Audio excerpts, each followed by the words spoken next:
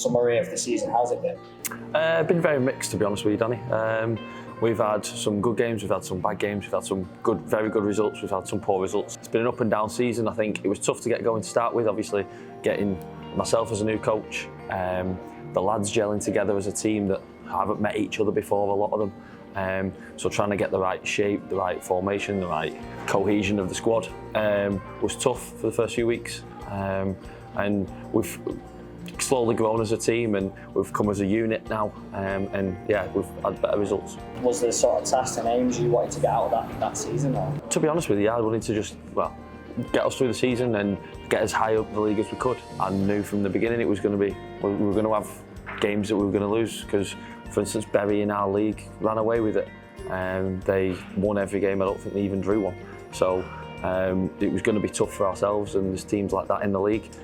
But we gave a good account of ourselves and we can be pleased. I suppose you had players as well stepping up since U23's first time. Yeah, a lot of lads, like you said, it's their first year of 23s, and in our league there's some men playing in it. There's lads my age playing in it, 31. So I knew a couple of the lads who were playing on the other teams. So it's tough for the 19, 20-year-olds who haven't played men's football before to understand how that works over in England, because it's a completely different game. There's more hustle and bustle, there's a lot more, we're going to kick you and you're going to get on with it sort of thing, and it's tough for lads to adapt to who've only played against their own age groups, but it's been a good learning curve for everyone. Touching back on that then, what do they gain? What do they gain from playing like 23? Yeah, they gain that know-how of English football, the nitty-gritty side of things, if you want to call it that. Yeah, you're going to get kicked, you're going to have to get on with it. You're up against men, someone is going to go through, like, hit you from behind as you're trying to go up for a header or whatever. So you're going to have to get used to them sort of things, and thankfully the lads have come through it relatively unscathed, and yeah, we're all good. What would you say your toughest moment as a coach, or the hardest thing throughout the season has been for you? My toughest part is because I still play at the moment, I've unfortunately not been able to take a lot of the games. So with us having home games on a Tuesday, I've either had training or games myself. So unfortunately, I've not been able to take as many as I wanted to. So that's been hard for myself, and I'm hoping it's not been too hard for the lads. But there's me coaching them every day, and then Ewan's taken quite a lot of the games, and other coaches have stepped in and helped, thankfully.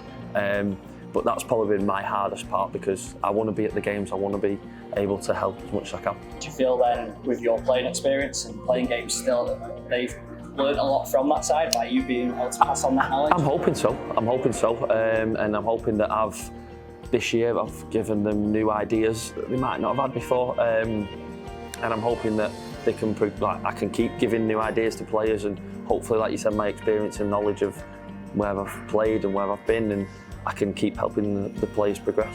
What's been your favourite moment?